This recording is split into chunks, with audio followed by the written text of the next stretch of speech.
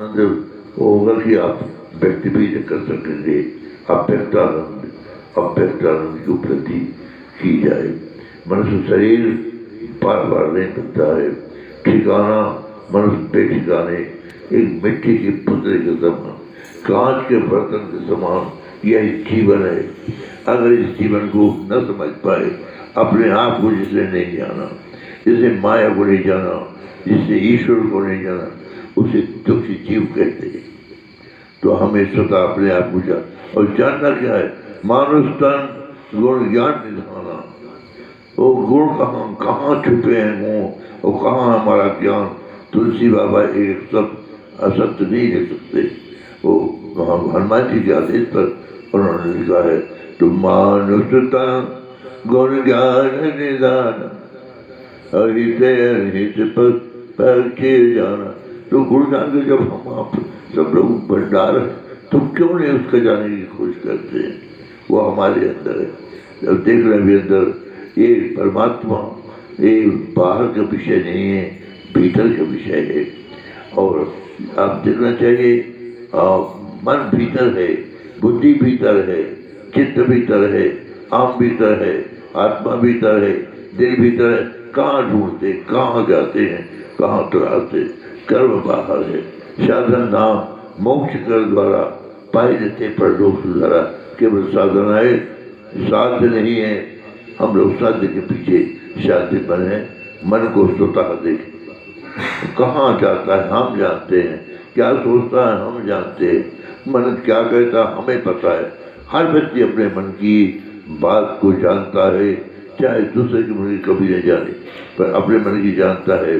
तो स्वस्वरूप प्रणाम बच्चान, अपने स्वरूप को स्वयं को सुधारना है। अपने को ही अपने मन को देख कर और बारम्बार उसे दूसरी जगह जाने पर एक बार बार ईश्वर की चढ़ाड़ बिंदु मन को घसीट के ले आना है। ये मानता नहीं तो मनाना पड़ता है। ये स्वतः नहीं मानता कभी, तो ईश्वर की कृपा लेके, माँ की कृपा लेकर इस मन को जो देखता है, अपने स्वतः अपने मन को देखता है, और देखकर फिर सही राह मिल जाता है, सही मार्ग मिल जाता है। बारम्बार उसे खींचकर अपने इष्ट के चरणों में डाल देता है इस मन को। आप विश्वास रखिए, मन को भगवान नहीं है, ईश्वर नहीं है, पर शक्ति नहीं है। ना ना, ये तो आत्मा की शक्ति से चल रहा है। आत्मा का ही मन भरा, इतना तो उसका पावर है। अगर ये आत्मा की शक्ति से बात कर रहा है, आप परमात्मा शक्ति से बात कीजिए, मन कुछ नहीं कर सकता। कोई दम नहीं है भगवान की जय। इतना दम नहीं परमात्मा के सामने। ये आत्मा की शक्ति तक, मन आत्मा की शक्ति तक सीमित है। इसकी असीमित शक्ति नहीं है मन की। जाए चाहे विश्व में जहाँ जहाँ भी, और जो भी कराए असत कराए, माया में डाले, यही कर सकता है। धन धन करने में श्रेष्ठ है, और कई जन्म से कर रहा है, और यही पता अधा पतन करा देता है। मोक्ष नहीं कराता है, ये तो पतन कराता है। और इसलिए इस मन को निरंतर, जिस तरह आप अपने खेती को देखते हैं, न देखने पर एक रात में, एक दिन खेत समाप्त हो जाता है। लहलहाता हुआ खेत एक 2-4 घंटे में जानवर टिड्डी दल समाप्त कर देती है। तो इसको ये ध्यान देना है कि इस मन को अपने को खींच करके माँ के चरणों में, ईश्वर के चरणों में डालिए। बार देखिए, अपने मन की निगरानी कीजिए। अगर खेत की निगरानी किया न किया, तो खेत की निगरानी किया तो फसल समाप्त हो जाएगी। इसलिए अगर मन की निगरानी न किया, तो थोड़ा बहुत जो कर्मकांड बाहर दिया, वो भी निरर्थक न भी होगी, अर्थक नहीं हो पाता। निरर्थक न निरर्थक हो तो न हो, पर अर्थक नहीं हो पाता। जो कर्मकांड जो फल देना चाहिए वो पूर्ण नहीं दे पाता है, क्योंकि हम मन को नहीं देख पाते। और जब भी मन को नहीं देख पाते, हम असत कर्म में तब्दील हो जाते हैं। ये माया में, ये तो माया में, और माया तो इस प्रकार है कि जन्म लेते ही माया लग चुकी है। जब होश भी नहीं था, जब पैदा हुए थे, रोते हुए पैदा हुए थे, और जाता भी है तो रोता हुआ ना, मुस्कुराता हुआ जाना चाहिए, हंसता हुआ जाना चाहिए, सदा प्रसन्न चित्त रह के तो जाना चाहिए। कौन जाएगा? जिसे ईश्वर पर भरोसा है, ईश्वर दिन जो हो चुका है, अपने आप को समर्पित कर चुका है परमात्मा को, वो भय से मुक्त हो जाता है, चिंताओं से मुक्त हो जाता है, आकांक्षाओं से मुक्त हो जाता है। तो अपने आप को परीक्षा स्वयं हम कहते हैं, अपनी परीक्षा हम ही लेते हैं, दूसरा कौन जानेगा? क्या जानता है दूसरा अपने मन की बात को? लेकिन हम आप सब सदा अपने मन की बात, और जहाँ फिर सीख रहे हैं सुधार है अपने मन को, मन पर ध्यान दीजिए।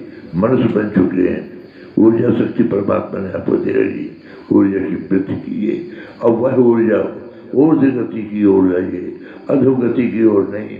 असत कर्म करने से ही ऊर्जा से अधोगति हो जाती है, और सत्कर्म करने से ऊर्जा जो ऊर्ध्व गति की ओर जाती है। और दिव्य ज्योति, दिव्य प्रकाश, दिव्य बातों को ईश्वर के लाग सामने खड़ा करती है। ईश्वर की अनुभूतियाँ हमें तभी होती है जब दिव्य विचार करते हैं, दिव्य कर्म करते हैं और दिव्य कर्म का पालन करते हैं। जब तक दिव्यता नहीं होती, दिव्य प्रकाश नहीं होता है। और ये बाहर नहीं, परमात्मा पीता है, जो कर्म करते उसे पीता ले आओ। जो बाहर भोजन की थाली है उसको पीतर करो, तभी भूख मिट सकती है। थाली देखने से, भोजन करने से और देखते रहने से क्षुधा कभी तृप्त नहीं होती। आत्मा की क्षुधा कभी तृप्त नहीं होगी जब तक उस परमात्मा के ध्यान को मना स्तर पर अपना हृदय की ज्योति जगा कर पूर्ण नहीं करते। इसलिए मेरा ये प्रार्थना और निवेदन है भक्तों से, हम न तो साधु है न गुरु हैं, आप कहिए जो आपकी इच्छा हो, पर तुम माँ शारदा के पुत्र हैं, भले वृद्धि पुत्र हो, अकर्ता हो, जो भी हो, सुपुत्र तो नहीं कह सकते, पर इतना पक्का है कि हम हैं माँ शारदा के पुत्र, न गुरु हैं और न तुम्हारे साधु महात्मा, पर पक्की स्थिति से माँ का हूँ। और माँ की जो जिस तरह से प्रेरणा देती है आप सबको, उस प्रेरणा का स्रोत बनाकर माँ का आपको हम माँ की ओर से प्रदान करते हैं। मेरे बारे में कोई दम नहीं है, मैं कुछ भी नहीं जानता, अज्ञानियों में अग्रणी जानना चाहिए। पर ये जो बातें आ रही हैं माँ शारदा की कृपा से, जो मन में विचार आते हैं, वो आपके समक्ष हम प्रस्तुत कर। हम आपके कर्जदार हैं। अगर एक गिलास पानी भी आपका पिया है और कुछ भी खाया है, मैं आपका कर्जदार हूँ। मेरा धर्म है कि आपका कर्जा चुका दूँ। मैं आप सबका कर्जा चुकाने में लगा रहता हूँ, इस बात का ध्यान रखना चाहिए आपको। और ये क्यों आपने कुछ थोड़ा भी सेवा कर दी, कुछ भी कर दिया है, उसका हम कर्जदार हो जाते हैं। आप जो मानते हैं उस रूप में भी हमारा कर्जा आपका कर्जा हो जाता है। तो हम तो आप सबका कर्जा चुकाने में लगे हुए हैं।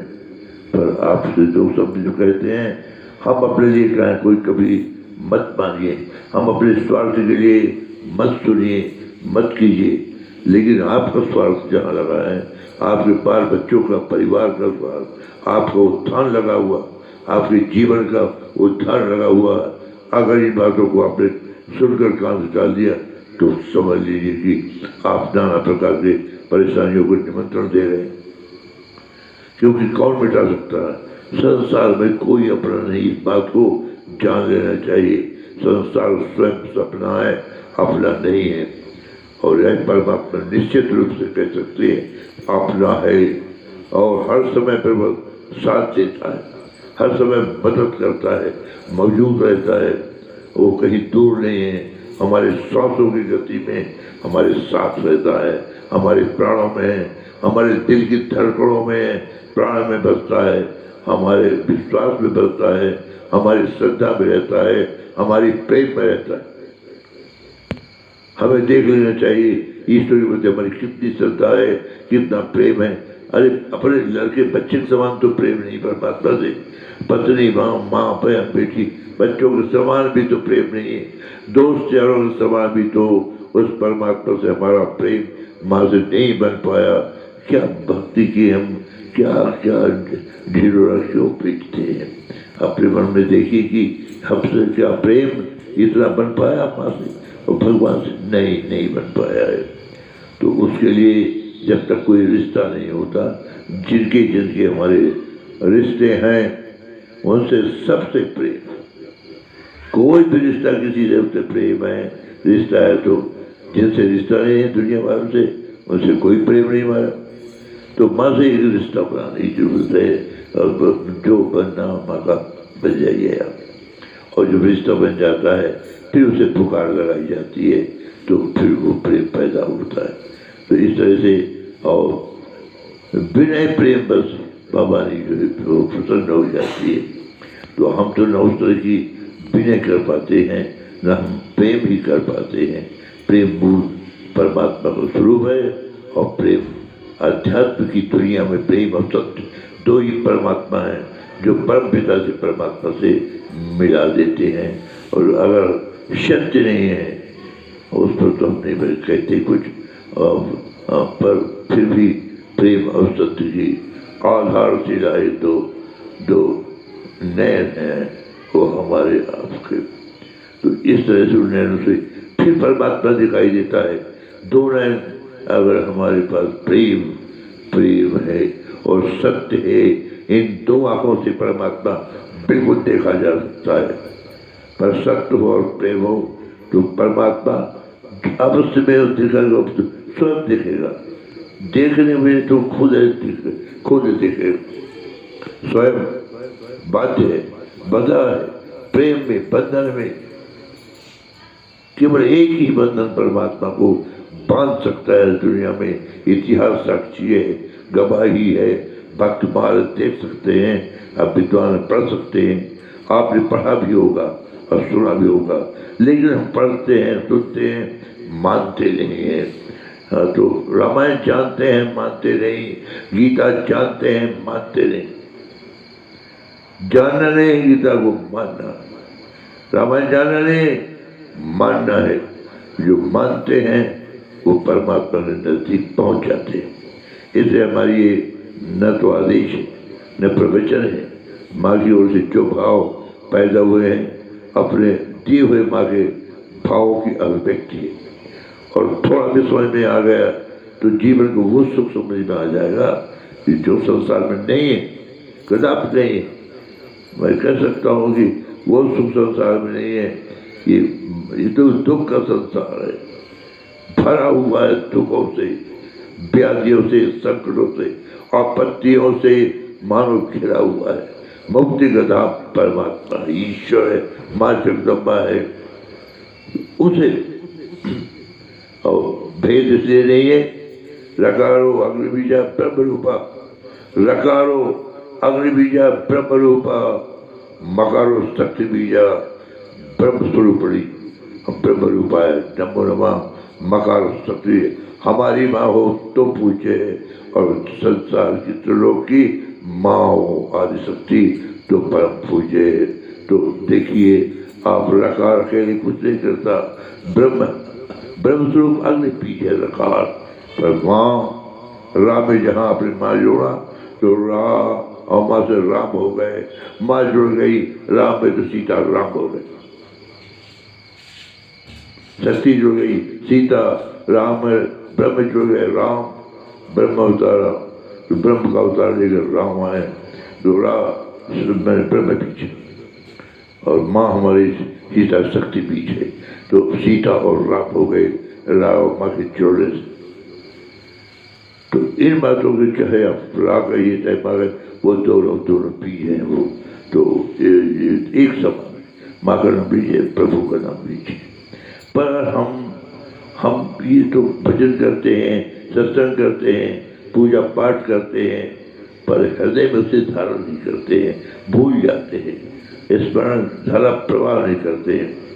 आप कीजिए गंग धारावत, तैल धारावत, निरंतर निर्दिन नहीं अपरुद्धता न हो उसमें, ऐसा जप कीजिए मानसिक। और साथ में देखिए आप क्यों परिवर्तन न होगा, वस्तु होगा।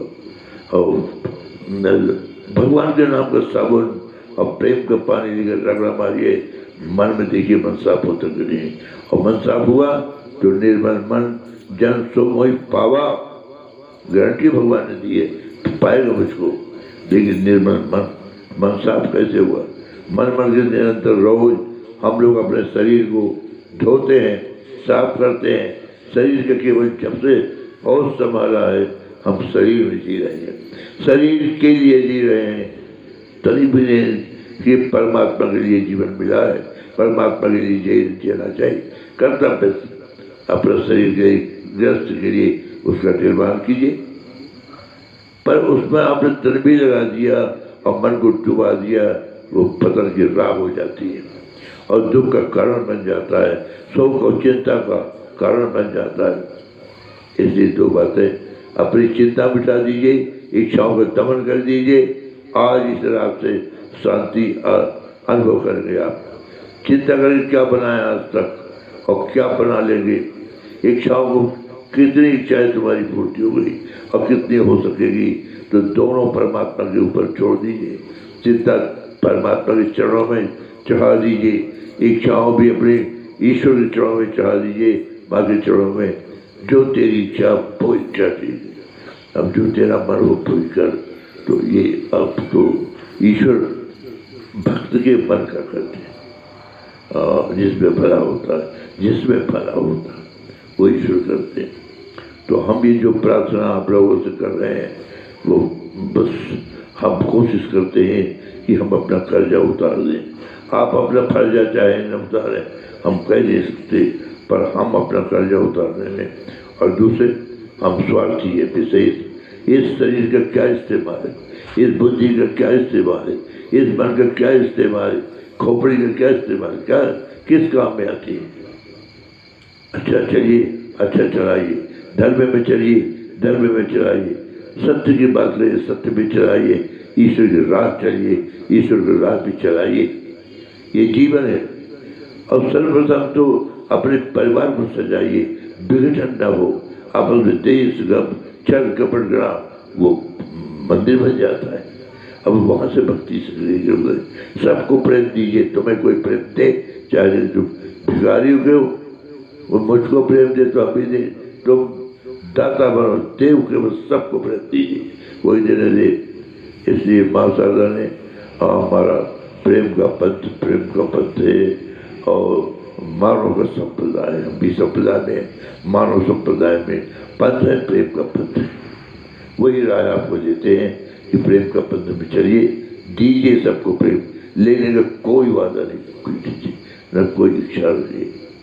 आप देखिएगा, आप 6 महीने भी कभी मिलेंगे, आप मानिए 2 शब्दों को और परिवर्तन क्यों ना होगा। आपके अंदर गुण ज्ञान का खजाना भरा है, क्यों न परिवर्तन। आप भी पंच तत्व से बने हुए हैं। जितने ऋषि मुनि महात्मा 6 तत्व का कोई भी नहीं था, और उन्होंने अपने आप को पहचाना है और अपने खजाने की खोज की है। न हम अपने आप को पहचानते हैं, न खजाने की खोज करते हैं, और जिसलिए हम अधोक पतन की ओर जाते हैं, अपना मानव जीवन समाप्त करते हैं, माया में डुबा देते हैं। होश में आना चाहिए। ये जीवन अमूल अमूल परमात्मा की सबसे बड़ी देन उपलब्धि केवल मनुष्य के पास मानव बुद्धि की देन है, और उसका दुरुपयोग में माया में लगा देना। और समझना चाहिए इस बात को, अफसोस करना चाहिए। और रखिए, तन रखिए माया में, कोई झंझट नहीं है, पर मन को लगा दीजिए परमात्मा में, माँ के चरणों में मन को दे दीजिए, तो माया में संसार में लगा कोई फर्क नहीं पड़ता है। तो इस तरह से अगर हम आप ये भजन जो पैरी भजन जो चल रहा है, इसमें जब तक देखिए, इसमें ही कितना आनंद है। जब तक रहते हैं हम आप दुनिया को पता नहीं, आनंद में डूबे रहते हैं। और वास्तविक भजन मन के अंदर अगर भजन प्रवेश कर जाए, हाँ तो जान लेना चाहिए कि आनंद ब्रह्म। हमें तो वेद देखा नहीं, जानता नहीं, बूढ़ा आदमी मुझे क्या पता, पर सुना होगा कहीं आनंद ब्रह्म।